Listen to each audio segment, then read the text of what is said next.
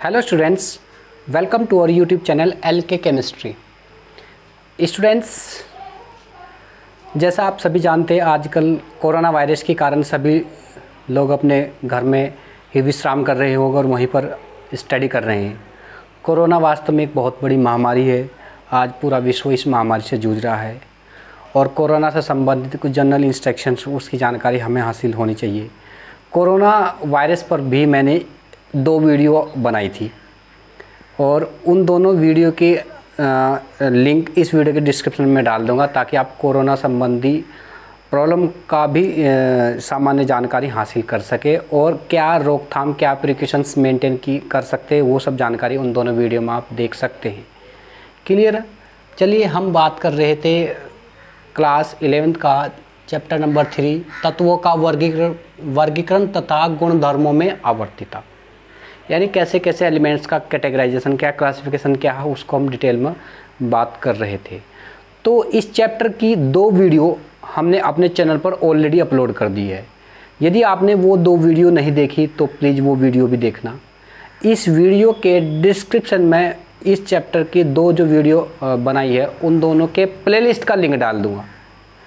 Okay, यानी 2 link डल जाएगा उसमें, एक तो इस चैप्टर के प्लेलिस्ट का और साथ ही कोरोना वायरस संबंधी जो 2 वीडियो बनाए उन दोनों वीडियो के प्लेलिस्ट का भी लिंक इस वीडियो के डिस्क्रिप्शन में आपको मिल जाएगा ताकि आप कोरोना वायरस संबंधी वो वीडियो पढ़ सके और इस चैप्टर के जो 2 वीडियो हमने अपलोड करी उनको भी आप आसानी से देख सकें। क्लियर है? और जो स्टूडेंट्स चैनल को पहली बार देख रहे उन स्टूडेंट्स के लिए रिक्वेस्ट की जाती है कि प्लीज़ चैनल को लाइक करना और चैनल को सब्सक्राइब करना और वीडियो अच्छी लगी तो अपने दोस्तों के बीच स्टडी रिलेटेड ग्रुप में शेयर करना। क्लियर? चलिए स्टार्ट करते हैं। तो आज के इस वीडियो लेक्चर में हम बात करेंगे types of the elements. Elements कितने टाइप्स के होते हैं और इससे पहले हम लास्ट वीडियो में काफ़ी डिटेल में डिस्कस कर चुके थे मॉडर्न पीरियोडिक टेबल के बारे में। क्लियर है? अब मॉडर्न पीरियोडिक टेबल का हमने एक ब्लॉक डायग्राम आपके सामने बना रखा है। ब्लॉक डायग्राम, इसमें एलिमेंट्स नहीं भरे लेकिन हमने पूरा डायग्राम बना दिया मॉडर्न पीरियोडिक टेबल कैसी होती है। अब इसी से ही क्वेश्चन पुट अप होते हैं, इसी से प्रॉब्लम्स क्रिएट होती है। क्लियर बात? तो जो एलिमेंट्स है वो कितने कैटेगरी में कैटेगराइज किए गए? 4 कैटेगरी में, 4 कैटेगरी में कैटेगराइज किए गए टोटल एलिमेंट्स जो हमारे अर्थ पर डिस्कवर्ड है। क्लियर? सबसे पहला नोबल गैस एलिमेंट्स। क्या बोलते हैं? Noble gas element. अब नोबल गैस में कौन कौन से एलिमेंट आते हैं? हमारे एक आता है हीलियम नियोन,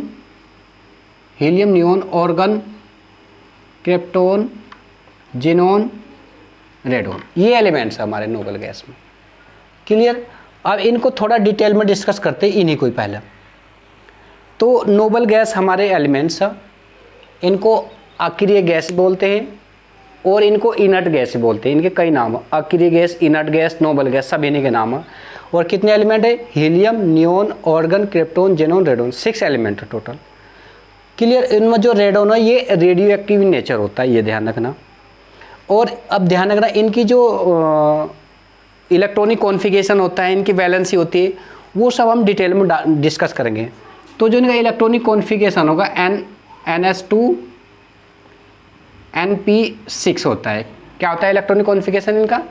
NS2 NP6, यानी S सेल्स कंप्लीट होगा और P सेल भी कंप्लीट होगा। इसलिए इनको पूरी पीरियोडिक टेबल के VIP कहा जाता है। इनको किसी से इलेक्ट्रॉन की जरूरत नहीं पड़ती, नहीं इलेक्ट्रॉन ये किसी को देते, टोटली सेटिस्फाइड है ये। क्लियर है? इनका ऑक्टेट फुल रहता है। एक बात, इनकी जो वैलेंसी होगी वो 0 होगी, ऑक्सीजन स्टेट भी 0 होगी इनकी। क्लियर बात? ये जानकारी हमारे पास हासिल होनी चाहिए। और दूसरी बात, ये टोटल एलिमेंट्स कितने हैं? 6। और ये जनरली जो केमिकल बॉन्डिंग में पार्टिसिपेट नहीं करते। इनमें से कुछ रेयर केस में एक एलिमेंट है जिनोन। इसके कुछ कंपाउंड ऑक्सीजन जिनोन के ऑक्सीजन के साथ combine, oxygen xenon, oxy difluoride, trifluoride, इस तरह कुछ कंपाउंड जिनोन के। अदरवाइज के कंपाउंड्स बहुत ही रेयर कंपाउंड्स नहीं। क्लियर बात? तो पहला जो टॉपिक था हमारा क्या था? Noble gas. नोबल गैस क्या होते हैं? हमारे पीरियोडिक टेबल के 18th ग्रुप्स में रखे गए, 18th ग्रुप्स में। और 18th ग्रुप कौन से ब्लॉक में आता है? पी ब्लॉक्स में आता है। इनका जनरल इलेक्ट्रॉनिक कॉन्फ़िगरेशन क्या होता है? NS2 NP6 होता है। और जो नोबल गैस हमारे पास कौन कौन से? Helium, neon, organ, krypton, xenon. और जो रेडॉन होता है इनमें रेडियो एक्टिव इन नेचर होता है। इतनी जानकारी हासिल होनी चाहिए, इतनी जानकारी से हमारा काम चल सकता है। क्लियर बात? कभी कभी कह देते हैं right A note on noble gas, तो नोबल गैस पर इतना नोट लिख सकते हैं और ये आप इनके बारे में ये डायग्राम के बिहार पर समझा सकते हैं। ओके, चलिए अब हम बात करते हैं रिप्रेजेंटेटिव एलिमेंट्स और एस और पी ब्लॉक एलिमेंट्स। तो जो रिप्रेजेंटेटिव एलिमेंट्स है इसमें एस ब्लॉक के और पी ब्लॉक के दोनों एलिमेंट्स रखे गए हैं हमारे पास। क्लियर? अब इन दोनों की जानकारी हमें पूरी तरीके से आनी चाहिए। एस ब्लॉक में कौन कौन से एलिमेंट है और पी ब्लॉक में कौन कौन से एलिमेंट है, उनकी डिटेल स्टडी हम इस चैप्टर में इस वीडियो में बात करेंगे। क्लियर? तो एस ब्लॉक कौन से हमारे? ये जो दो ऊर्ध्वाधर कॉलम्स है, ये जो हॉरिजॉन्टल जो लाइन्स है दो, ये एस ब्लॉक के। और पी ब्लॉक में कितने? ये 6, ये पी ब्लॉक में। अच्छा, इसमें हाइड्रोजन, यहाँ से hydrogen, lithium, sodium, hydrogen, lithium, sodium, potassium, rubidium, caesium, francium, beryllium, magnesium, calcium, strontium, barium, radium, ये हमारे एस ब्लॉक के होंगे। अच्छा, उधर पी ब्लॉक में क्या हो गया? Boron, aluminium, gallium, indium, thallium. Boron के बाद क्या होगा हमारा? कार्बन। ओके, बोरान के बाद क्या होगा हमारा? Carbon, silicon, germanium, lead. Carbon, silicon, germanium, statin, lead. Boron के कार्बन ये कितना होगा इसका? 5, 6, 7 क्या? Nitrogen, phosphorus, arsenic, antimony, bismuth. Nitrogen ये 7, यहाँ ऑक्सीजन क्या? 8, oxygen, sulphur, selenium, tellurium, polonium. Oxygen के बाद क्या? फ्लोरीन, 9 हो जाए, क्लोरीन, ब्रोमीन, आयोडीन, स्टेटिन। तो ये जो एलिमेंट्स हमने लिख दिए इनको बोलते हैं रिप्रेजेंटेटिव एलिमेंट्स। अब इनकी डिटेल स्टडी करते हैं हम बात। क्लियर है? अच्छा, जो ये पहला है एस ब्लॉक का, इसको बोलते हैं एल्कली मेटल। क्या बोलते हैं? Alkali metal. कहाँ लिखते हैं? ये है, ये लिख देते एल्कली मेटल। और जो इसकी बगल वाला इनको बोलते हैं alkali earth metal. Alkali earth metal. Clear बात? और अब इधर आ जाते हैं, ये जो पी ब्लॉक में ये जो 18th ग्रुप में जो रखेंगे इनको तो हमने ऑलरेडी बता चुके, ये नोबल गैस है। और उसकी जो बगल की फैमिली है इसको बोलते हैं हैलोजन। क्या बोलते हैं? हैलोजन। और जिसकी बगल में इसको बोलते हैं ऑक्सीजन फैमिली। ऑक्सीजन फैमिली इसलिए बोलते हैं क्योंकि इसका जो पेरेंट एटम है ऑक्सीजन है, इसलिए इसको बोलते हैं इसको ऑक्सीजन फैमिली। इसको नाइट्रोजन फैमिली, इसको कार्बन फैमिली, इसको बोरान फैमिली कहते हैं। तो इतने जो एलिमेंट्स हैं इनको हम कहते हैं क्या? Representative elements. क्लियर है? और रिप्रेजेंटेटिव एलिमेंट्स की अगर हम नंबर की काउंट करेंगे, देखो 1 2 3 4 5 6, 6 दूनी 12 13 और एक 14 तो ये हो गए। और ये हो गए 1 2 3 4 5 1 2 3 4 5 6 30, कितने हो गए? 44 एलिमेंट्स हो गए टोटल। कितने के? 44 एलिमेंट्स। इनको बोलते हैं रिप्रेजेंटेटिव एलिमेंट्स। अब इनकी जनरल प्रॉपर्टी सब बात करेंगे। हम बात करते हैं alkali metal. Alkali earth metal का जो जनरल इलेक्ट्रॉनिक कॉन्फ़िगरेशन होगा एल्कली का, वो होगा NS1। NS1 वैलेंसी कितनी होगी? 1। ऑक्सीजन स्टेट कितनी होगी? 1। क्लियर? वैलेंसी कितनी होगी? 1। ऑक्सीजन स्टेट कितनी होगी? +1। और जो बगल की जो फैमिली इसको बोलते हैं एल्कली अर्थ मेटल, इसका जनरल इलेक्ट्रॉनिक कॉन्फ़िगरेशन होगा NS2। वैलेंसी कितनी होगी? 2। और ऑक्सीजन स्टेट कितनी होगी? +2। और एक बात और, ये इनमें क्या है? हाइड्रोजन जो होता है, केवल हाइड्रोजन, ये नॉन मेटल है, बाकी सब क्या है? मेटल है। ये जानकारी हासिल होनी चाहिए। और मेटल क्या होते हैं? इलेक्ट्रॉन डोनेट करके कैटायन बनाते हैं। और जो नॉन मेटल है हाइड्रोजन, ये क्या होता है? इलेक्ट्रॉन को एक्सेप्ट करके रिनाइन बनाता है, एनाइन बनाता है। क्लियर? इवन हाइड्रोजन की दोनों टेंडेंसी होती है, कैटायन भी जनरेट करता है और हाइड्रोजन एनाइन भी जनरेट करता है।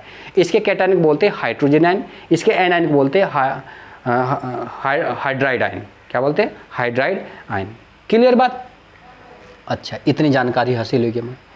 और अब इधर बात करते पी ब्लॉक में। पी ब्लॉक में अगर हम बात करें इनका जनरल इलेक्ट्रॉनिक कॉन्फ़िगरेशन, तो जनरल इलेक्ट्रॉनिक कॉन्फ़िगरेशन होगा NS2 Np1 to 6 होगा। इस फैमिली में क्या होगा, NH2Np1, यहाँ पर क्या होगा NH2Np2, NH2Np3, NH2Np4, NH2Np5, NH2Np6, इस टाइप से होगा। तो ये हमने लिख दिया general electronic configuration NH2Np1 to 6 होगा पी ब्लॉक का। बात समझ में आ रही नहीं? अच्छा, और फिर इनकी ऑक्सीजन स्टेट की बात करें, इसकी या वैलेंसी की बात करें, इसकी वैलेंसी 0 होगी, इसकी वैलेंसी कितनी होगी 1, यहाँ कितनी होगी 2, यहाँ पर कितनी होगी 3, यहाँ पर कितनी होगी 4, यहाँ पर कितनी होगी 3। तो इस तरीके से हम इनको लर्न कर सकते हैं ग्रुप वाइज। ये हमने लास्ट वीडियो में काफ़ी डिटेल में हम डिस्कस कर भी चुके। ओके, सिमिलरली ऑक्सीजन स्टेट इसकी कितनी 0 होगी, इसकी होगी कितनी -1, -2, -3 और +4 और +3, इस तरीके से हो जाएगी। क्लियर बात? तो ये तो फैमिली होगी हमारी क्या, ये फैमिली होगी हमारी पी ब्लॉक वाली। और इन सबको कलेक्टिवली, इन एस ब्लॉक और पी ब्लॉक एलिमेंट्स को कलेक्टिवली क्या बोलते हैं, रिप्रेजेंटेटिव एलिमेंट्स। और रिप्रेजेंटेटिव एलिमेंट्स को बोलते हैं एस और P block elements. Clear? I hope ये बात आपको आसानी से समझ में। इस तरीके से आप डायग्राम वाइज, पीरियोडिक टेबल में डायग्राम वाइज स्टडी करते चाहेंगे तो बहुत आसान आपको लर्न करना हो जाएगा। क्लियर बात? अच्छा, अब हम बात करते हैं ट्रांजिशन एलिमेंट्स और डी ब्लॉक एलिमेंट्स। अब ट्रांजिशन एलिमेंट्स एस ब्लॉक और पी ब्लॉक के बीच में ये 10 ऊर्ध्वाधर कॉलम्स है, इनको हम बोलते हैं डी ब्लॉक एलिमेंट्स। अब डी ब्लॉक एलिमेंट्स के पेरेंट एटम ये यहाँ से शुरू होता है, Sc, स्कैंडियम होगा, है वैनेडियम होगा, manganese, chromium and then manganese, sorry ये मिस्टेक हो गया, स्कैंडियम टाइटेनियम हो जाएगा, स्कैंडियम टाइटेनियम वैनेडियम, ये 21 होगा, 22, 23, ये 24 और ये 25 मैग्नीज, 25 और ये आयरन 26। ओके, और 26, 27 हमारा हो जाएगा क्या, कोबाल्ट हो जाएगा, निकिल हो जाएगा, कोबाल्ट, निकिल, और ये हो जाएगा कॉपर, और ये हो जाएगा हमारा जिंक। अगर इन इसके अंदर yttrium, lanthanum, actinium, titanium, zirconium, hafnium, rutherfordium, titanium, vanadium, niobium, Nb, tantalum, TaWm, Db, और chromium, molybdenum, tungsten, manganese, technetium, rhenium, iron, ruthenium, osmium, Ru, osmium, hassium, cobalt. अच्छा हाँ, कोबाल्ट फैमिली में हो जाएगा cobalt, rhodium, radium, RHIR, nickel, platinum, copper, silver, gold, zinc, cadmium, mercury. है क्या ये पूरा? तो इन एलिमेंट्स को क्या बोलते हैं हम, ट्रांजिशन एलिमेंट्स। क्लियर बात? अब इनकी डिटेल स्टडी बात करते हैं वन बाय वन। सबसे पहले बात करते हैं इनका जनरल इलेक्ट्रॉनिक कॉन्फ़िगरेशन। तो इनका जो जनरल इलेक्ट्रॉनिक कॉन्फ़िगरेशन होगा वो NS2 Np1 to 6 और N-1 D1 to 10 होगा। ध्यान देना, S सब सेल कंप्लीट होगा, P सेल कंप्लीट होगा, D क्या होगा 1 to 10, NS2 Np1 to 6, N-1 D1 to 10। अच्छा एक बात और ध्यान रखना आप, जो ये बाहर का होता है, बाहर का सेल होता है, इसको बोलते हैं वैलेंस सेल। क्या बोलते हैं? Valence shell. इसका वैलेंस सेल क्या होगा, N-1 D1 to 10 होगा। अच्छा इसकी बगल में N-1 1 to 6, इसको बोलते हैं पेनुल्टीमेट सेल। क्या बोलते हैं? पेनुल्टीमेट सेल। इसके बगल में NS1 to 6 क्या होगा, पेनुल्टीमेट सेल। और उसकी जस्ट बगल में जैसे NS2, उसको बोलते हैं एंटी पेनुल्टीमेट सेल। एंटी पेनुल्टीमेट सेल, इसको ये एंटी पेनुल्टीमेट सेल क्या हो, NS2। कभी कभी पूछ लेते हैं पेनुल्टीमेट सेल क्या, एंटी पेनुल्टीमेट वैलेंस सेल क्या, ये जानकारी होगी। ये वैलेंस सेल, ये पेनुल्टीमेट सेल, ये एंटी पेनुल्टीमेट सेल। क्लियर है? अच्छा, ये जनरल इलेक्ट्रॉनिक कॉन्फ़िगरेशन। अब जो डी ब्लॉक के जो एलिमेंट्स होते हैं वो कलर्ड होते हैं, उनमें रंग होता है। क्लियर? और मैग्नेटिक प्रॉपर्टी एग्जिस्ट करते हैं। और all the elements belongs to D blocks are metals. जितने भी एलिमेंट्स है डी ब्लॉक में वो सभी क्या, मेटल्स। ओके, यानी कैटेंस बनाते हैं इलेक्ट्रॉन डोनेट करके, और हीट और इलेक्ट्रिसिटी क्या होते हैं, वो अच्छे कंडक्टर होते हैं। इतनी बात समझ आ रही नहीं? तो ये हमारा होगा ट्रांजिशन मेटल एलिमेंट। अच्छा, इनकी अगर बात करें ऑक्सीजन स्टेट और वैलेंसी की, तो ये वेरिएबल ऑक्सीजन स्टेट रिप्रेजेंट करते हैं। वेरिएबल इनकी हर कंपाउंड अलग अलग होती है। अब सपोज जैसे हम बात करें आयरन, तो आयरन +2 में भी एग्जिस्ट करता है और आयरन +3 में भी एग्जिस्ट करता है। इसलिए कंपाउंड टू कंपाउंड क्या होता है, इनमें वेरिएशन होता है ऑक्सीजन स्टेट का और वैलेंसी के दोनों का। बात समझ आ रही नहीं? तो ये कुछ प्रॉपर्टी थी हमारे ट्रांजिशन मेटल एलिमेंट की। अब जैसे कह देते right A note on transition metal elements, तो आप उसको इस तरह एक डायग्राम के थ्रू पीरियोडिक टेबल का डायग्राम बनाओगे, उसमें ये एलिमेंट्स लिखोगे और फिर इनमें 1 बाय 1 यानी ग्रुप वाइज उनको डिस्कस करें। इस ग्रुप में, थर्ड ग्रुप में कौन कौन से रखे, ये इसमें ये रखे, ये इस तरीके से आप डिस्कस करेंगे। और general electronic configuration, oxygen state और इनकी मेटेलिक प्रॉपर्टी, ये हेडिंग डालते हुए समझाते हुए जाएंगे तो हम अच्छे से इसके कंसेप्ट को समझ सकते हैं। और हम कंपटीशन में भी जब करते हैं तो इनके इलेक्ट्रॉनिक कॉन्फ़िगरेशन से रिलेटेड प्रॉब्लम डिस्कस की जाती है। ओके, ये बहुत इंपॉर्टेंट चैप्टर है। इसी डी ब्लॉक्स पर बेस्ड तो एक चैप्टर सेपरेट बनाया खुद में, केमिस्ट्री भी, हालांकि कंडेंसर केमिस्ट्री, तो ऑर्गेनोमेटेलिक कंपाउंड वो सब इसी के अंदर आता है। तो बहुत वाइड स्टडी होती है इसकी। क्लियर बात? अच्छा, फिर है लास्ट इनर ट्रांजिशन एलिमेंट और एफ ब्लॉक एलिमेंट्स। क्लियर है? तो इनर ट्रांजिशन मेटल एलिमेंट्स को बोलते हैं एफ ब्लॉक एलिमेंट्स। और एफ ब्लॉक के जो एलिमेंट्स है ये पीरियोडिक टेबल में नीचे की साइड में रखिए। कितनी लाइन है इसकी? 2 लाइन है। 2 लाइन में कितने एलिमेंट्स रखेंगे? 28, यानी 14 एलिमेंट लैंथेनाइड फैमिली के हो गए और 14 एलिमेंट एक्टिनाइड फैमिली के हो जाएंगे। टोटल कितने हो जाएंगे यहाँ पर? 28 एलिमेंट हो जाएंगे। कितने हो जाएंगे? 28 एलिमेंट। अच्छा, अब एक जानकारी हासिल और करना, इनका सबसे पहले हम बात करते हैं ये मेटलिक प्रॉपर्टी कैसे होते हैं। मेटल होते हैं, नॉन मेटल?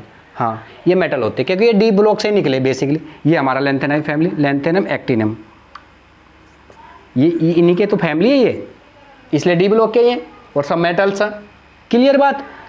अच्छा, इनका जनरल इलेक्ट्रॉनिक कॉन्फ़िगरेशन क्या होगा वो जरा ध्यान समझ लेना। NH2 NP126 हैं, N-1 D1 to 10 and N-2 F1 to 14, ये इसका जनरल इलेक्ट्रॉनिक कॉन्फ़िगरेशन होगा। NH2 NP126 N-1 D1 to 10 N-2 F1 to 14। Okay, तो ये इसका जनरल इलेक्ट्रॉनिक कॉन्फ़िगरेशन होगा। और इनके ये भी कलर्ड कॉम्प्लेक्सेस होते हैं, कलर्ड होते हैं। क्लियर? और इनकी भी ऑक्सीजन स्टेट और वैलेंसी वेरिएबल होती है। ये कंपाउंड टू कंपाउंड चेंजिंग होती है, कोई स्पेसिफाइड नहीं है। हालांकि लैंथेनाइड +3 स्टेट में एग्जिस्ट करता है, एक्टिनाइड प्लस, तो लैंथेनाइड +3 में, लेकिन कहीं कहीं इनमें +5 तक चले जाते हैं।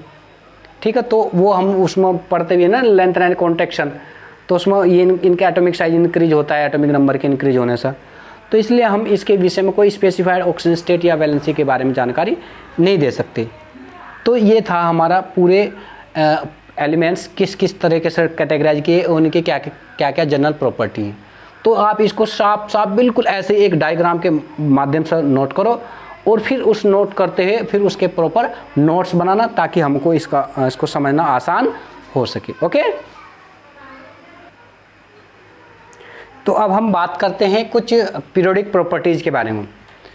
पीरियोडिक प्रॉपर्टी में कौन कौन सी प्रॉपर्टी, जैसे हम आयनन ऊर्जा हैं, आयनन ऊर्जा, विद्युत ऋणात्मकता, विद्युत बंधुता, हाँ, ionization enthalpy, electronegativity, atomic size, atomic radius, ये सब प्रॉपर्टी हम डिस्कस करेंगे।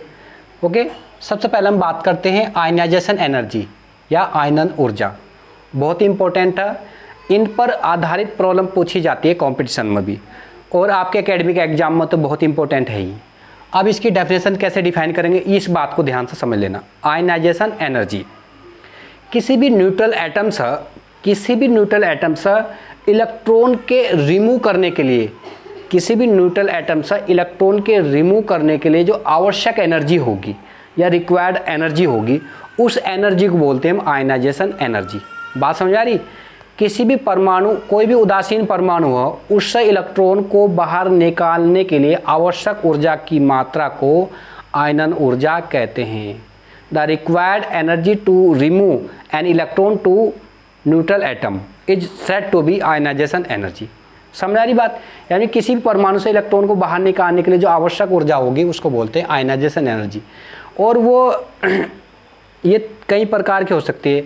जैसे एक इलेक्ट्रॉन निकालते हैं तो उसके लिए फर्स्ट आयनाइजेशन उसको बोलते हैं, जो आवश्यक ऊर्जा first ionization enthalpy. 2 electron remove करते हैं उसको लिए बोलते हैं सेकंड आयनाइजेशन। 3 निकालते हैं तो थर्ड आयनाइजेशन।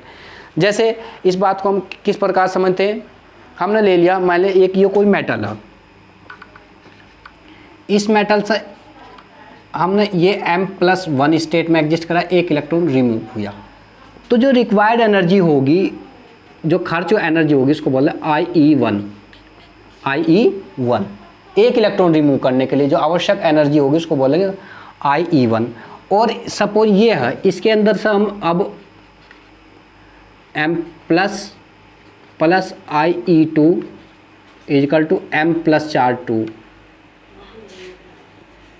प्लस इलेक्ट्रॉन, यानी 2 इलेक्ट्रॉन निकालने के लिए जो आवश्यक ऊर्जा होगी उसको बोल देंगे सेकंड आयनाइजेशन एनर्जी। इसी प्रकार से 3 इलेक्ट्रॉन के रिमूवल के लिए M+4 प्लस IE3 तो M+4 प्लस इलेक्ट्रॉन। क्लियर बात, आप इसको बिल्कुल आसानी समझे। एक इलेक्ट्रॉन निकालने के लिए आवश्यक ऊर्जा फर्स्ट आयनाइजेशन, 2 के लिए सेकंड, 3 के लिए थर्ड। क्लियर है, जितने इलेक्ट्रॉन निकालते हैं उतनी उसकी आयनाइजेशन एंथैल्पी, इसको आयनाइजेशन एंथैल्पी बोलते हैं, आयनाइजेशन एनर्जी बोलते हैं। क्लियर बात। अच्छा, एक बात और ध्यान रखना, इसका जो न्यूमेरिकल वैल्यू होगी फर्स्ट आयनाइजेशन एंथैल्पी सेकंड, इनका जो रिलेशन है वो रिलेशन होता है IE1 less than IE2 less than IE3। तो IE3 ये सबसे, इसकी जो एनर्जी होती है IE3 वो सबसे ज़्यादा होती है देन IE2 देन IE1। कभी कभी कंपटीशन में इनका ट्रेंड ही पूछ लेते हैं, किसका ट्रेंड है, इसमें कौन से ट्रेंड को फॉलो करता है। कभी इस तरह दिखा देंगे ये, कभी ऐसे दिखा देंगे, कभी बीच में इक्वल दिखा देंगे। ठीक है, तो ये आपको ट्रेंड ध्यान रखना बहुत महत्वपूर्ण है, ट्रेंड पूछ लिया जाता है। क्लियर है। अच्छा, अब एक चीज़ और ध्यान रखना, आप पीरियोडिक टेबल में देखते हैं जो स्टार्टिंग में क्या होते हैं हमारे, क्या है, एल्कली मेटल है। एल्कली मेटल इलेक्ट्रॉन को डोनेट करके कैटायन बनाते हैं, उसके बगल में एल्कली अर्थ मेटल, वो इलेक्ट्रॉन डोनेट करके कैटायन बनाते हैं। एल्कली मेटल 1 इलेक्ट्रॉन निकालता है, एल्कली अर्थ मेटल 2 इलेक्ट्रॉन निकालता है। तो आप क्या देख रहे हैं, IE2 ज़्यादा IE1 की तुलना में। क्लियर है, इससे क्या पता चल रहा है कि जो पीरियोडिक टेबल में लेफ्ट से राइट जाने पर जो ट्रेंड होगा वो क्या होगा, बढ़ रहा है ना। तो जो आयनाइजेशन एनर्जी का जो ट्रेंड है पीरियोडिक टेबल में लेफ्ट से राइट जाने पर क्या हो रहा है, इंक्रीज हो रहा है। और ग्रुप्स में ऊपर से नीचे जाने पर क्या हो रहा है, वो ट्रेंड वो कम हो रहा। पीरियड्स में लेफ्ट टू राइट जाने पर इंक्रीज और ग्रुप्स में अप टू डाउन जाने पर क्या हो रहा है, वो डिक्रीज हो रहा। क्लियर बात। तो ये है हमारा आयनाइजेशन एंथैल्पी का ट्रेंड है। अच्छा, अब हम बात करते हैं आयनाइजेशन एंथैल्पी को प्रभावित करने वाले कारक, factor affecting the ionization energy. कौन कौन से फैक्टर आयनाइजेशन एनर्जी को इफेक्ट डालते हैं। अच्छा, सबसे पहले हम बात करते हैं न्यूक्लियर चार्ज की, factor affecting. Number first, nuclear charge.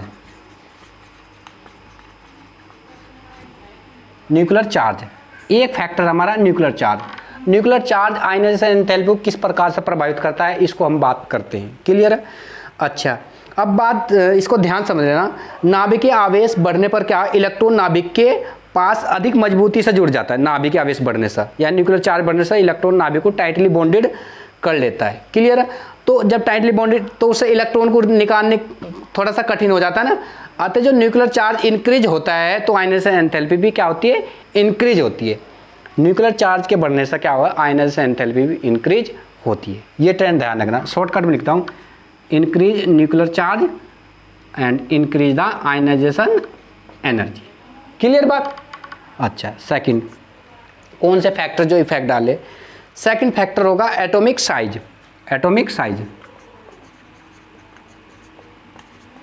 Atomic size किस प्रकार से इफेक्ट डालता है, इसको ध्यान रखना।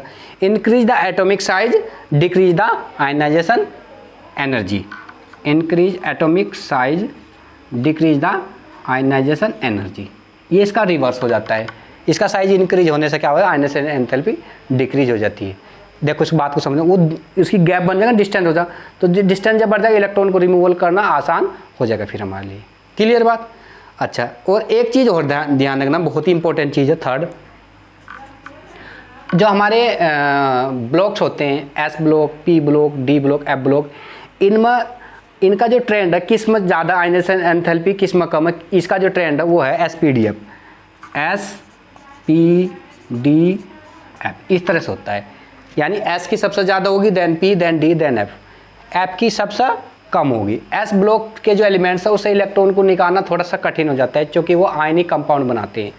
तो S ब्लॉक से इलेक्ट्रॉन को निकालना थोड़ा कठिन होगा, इसलिए उसकी आयनाइजेशन एंथैल्पी सबसे अधिक हो जाएगी। क्लियर है बात? तो ये है हमारा आयनाइजेशन एनर्जी का कंसेप्ट। इसको आप बिल्कुल इसी ऑर्डर में नोट कर लीजिए ताकि आप आसानी से समझ सके। तो इस तरीके से हम आसानी से समझ सकते हैं कंसेप्ट वाइज, और इसको जस्ट विजुलाइज करना पीरियोडिक टेबल से टैली करना कि शुरू में कौन से एलिमेंट रखे और बाद में डी ब्लॉक, शुरू में एस ब्लॉक है, देन डी ब्लॉक है, देन पी ब्लॉक। तो एस ब्लॉक की नेचर कैसे, इलेक्ट्रॉन डोनेट करते हैं, और डी ब्लॉक की नेचर थोड़ा डिफरेंट है, डी ब्लॉक कैटायंस, उधर पी ब्लॉक में जाते हैं वो एनएंस है। तो आयनाइजेशन एंथैल्पी फर्स्ट साइड में यानी एस ब्लॉक में ज़्यादा होगी, हैं, पी में उससे कम, डी में उससे कम, एफ में सबसे कम, इस तरीके से हो जाती है। क्लियर? तो यदि कोई बात आपको समझ में ना आए तो आप प्लीज़ कमेंट कर सकते हैं, ताकि कमेंट रीड करने के बाद हम आपकी प्रॉब्लम का सॉल्यूशन दे सके। यदि ये वीडियो आपके लिए वास्तव में लाभदायक सिद्ध हुई हो तो प्लीज़ चैनल को लाइक करना, सब्सक्राइब करना और शेयर करना। Okay, thank you.